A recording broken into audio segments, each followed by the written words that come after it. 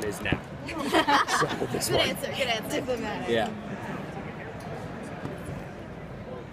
Among the cast members, would you guys actually, who would you pick as your own power body? My power of the tie, probably Matt. Still probably Matt. Yeah. I don't know, I'd probably pick, oh gosh, maybe Alberto. Yeah, but it's different people for different reasons. I don't know. I'm terrible. What about in real life? If you had to choose anyone in your real life? Alive or dead? That's a solid question. Say it doesn't matter. Elvis. Elvis? Hands down, Elvis. Oh, if we're going historical figures, and other Keep it important current. people. Current? I would keep it current if I was you.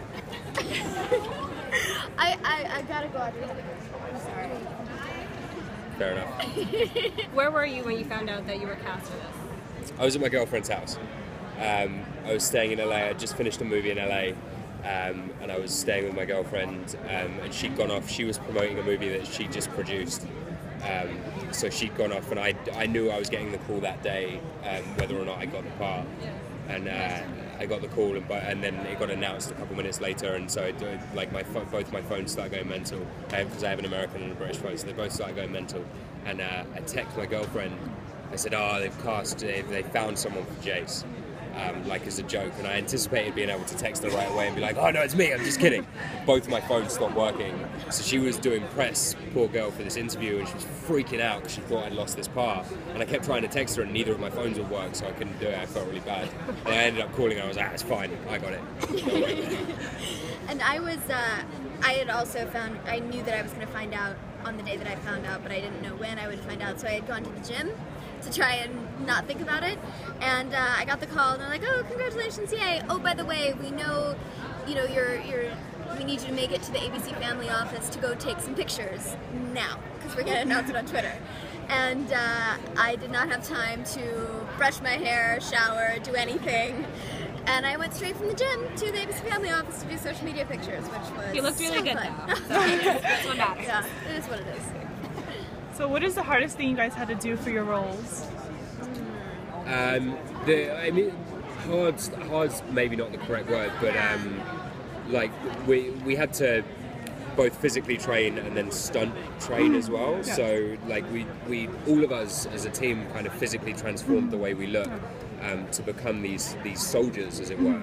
And then on top of that, we had to learn how to fight with swords and staffs and hand-to-hand combat and try and choreograph all this stuff, and like the gymnastics quality of these Shadowhunters is unreal. So it was like that. It took a big physical toll to get it done, but it wasn't hard, as it were, because we enjoyed it the whole time. Like it was a lot of fun, and the team behind us are amazing. So it wasn't like hard, as it were. It was more like there was a physical toll to it. I mean, all of the challenges per se and everything that was hard for the show was actually a blast, and it was so much fun, and it was really rewarding, if you will, because we had such a big team behind us and around us, and all of us were a family from day one, and we're laughing all the way through.